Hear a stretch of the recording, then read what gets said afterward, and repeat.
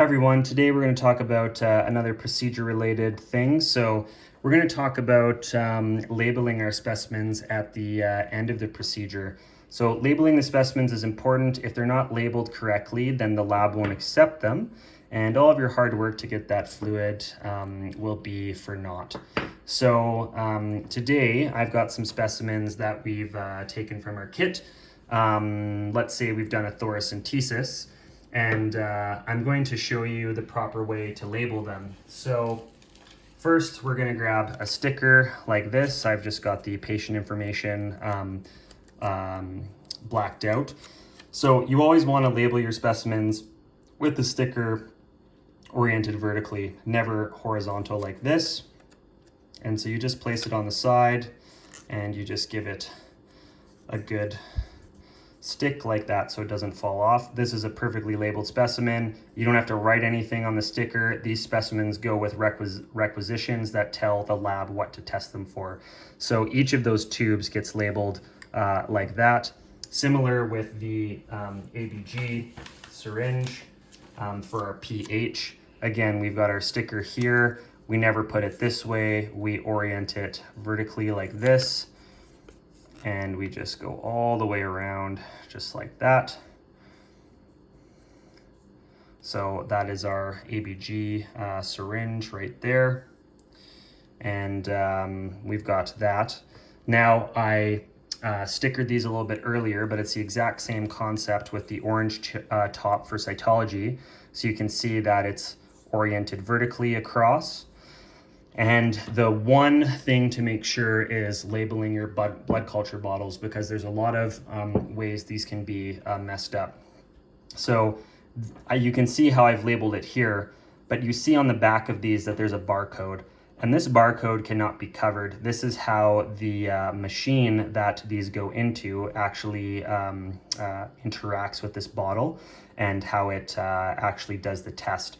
So if you cover this barcode, then they won't be able to process it. They typically also don't like this little window to be covered here because they want to be able to see how many mils this was filled up to see if it was an adequate specimen. So you basically want to put the sticker right here, just next to the window with these mil gradations. And again, it's vertical and you absolutely cannot cover this barcode at the back. Again, we've got the same thing here. There's our barcode. We've put our sticker like this. Perfect. And then so you're left with all of your properly labeled specimens that can now go to the lab. And let's label these ones just for completeness sake. So we'll grab these. We'll put a quick label on here like that, and we'll put a quick label on here. Now, I always group my specimens into 3 groups to make sure that it's easy for your nursing colleagues to send them where they want to go so that you get all the tests you want. So the 3 groups that you're gonna have is you're gonna have microbiology, you're going to have chemistry, and you're gonna have cytology. So to microbiology, you'll obviously send the blood culture bottles. But if you want to gram stain, let's say that night or in the next 24 hours, you have to send them an additional sample because they cannot access what's in these tubes until they're done cooking in the machine that they use. So if you want to gram stain that day, you have to send them an additional vial. So I always send them one of the tubes in the kit. These 2 tubes, even though they look like not a lot of volume, are enough to do all of your chemistry tests. If you're doing a thoracentesis, you would send this off for pH in the heparinized syringe, and then this orange top with 60 to 80 mils will be for cytology. And typically what I do to make it easy for my nursing colleagues is I will put all 3 of these in their own separate bags.